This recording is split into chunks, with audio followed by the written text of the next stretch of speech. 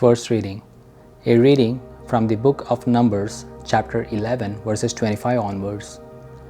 In those days, the Lord came down in the cloud and spoke to Moses, and took some of the Spirit that was on him and put it on the 70 elders.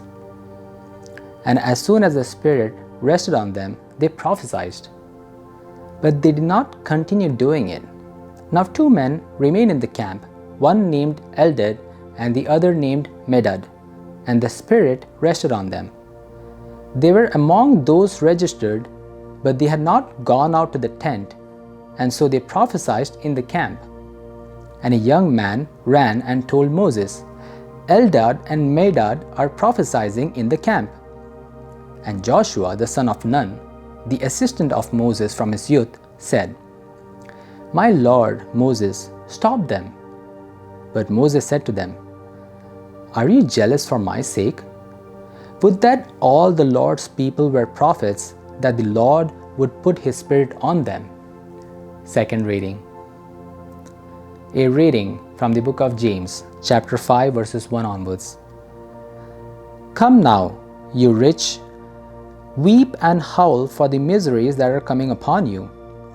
Your riches have rotted, and your garments are moth-eaten.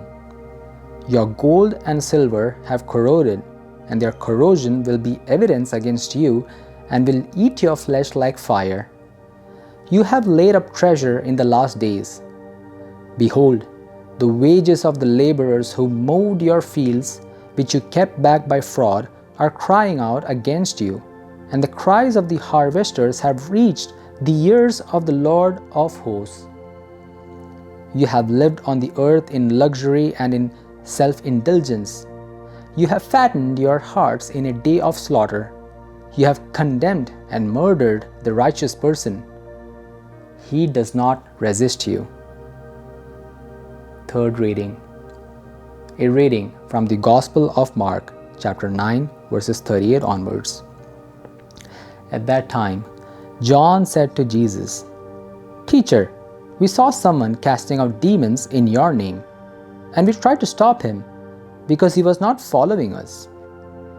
But Jesus said, Do not stop him, for no one who does a mighty work in my name will be able soon afterward to speak evil of me. For the one who is not against us is for us.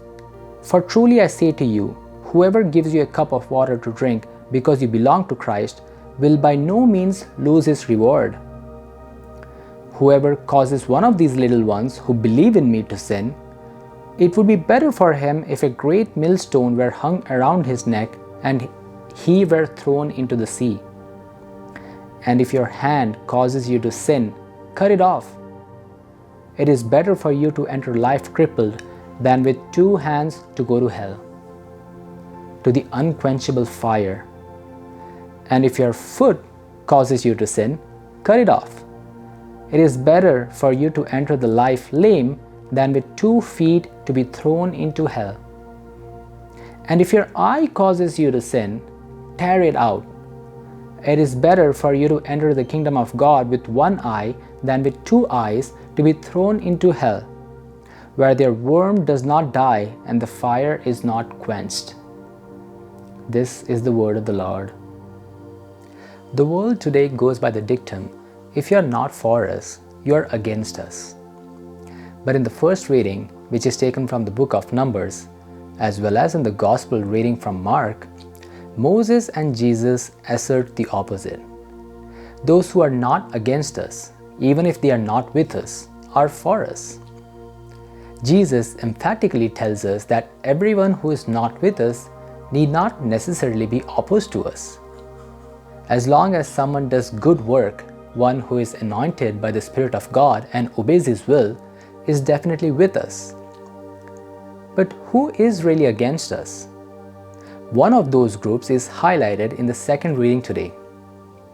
It is the rich, says James, who oppress the weak and the poor. These are the people who do not obey the law or will of God, so they are against us.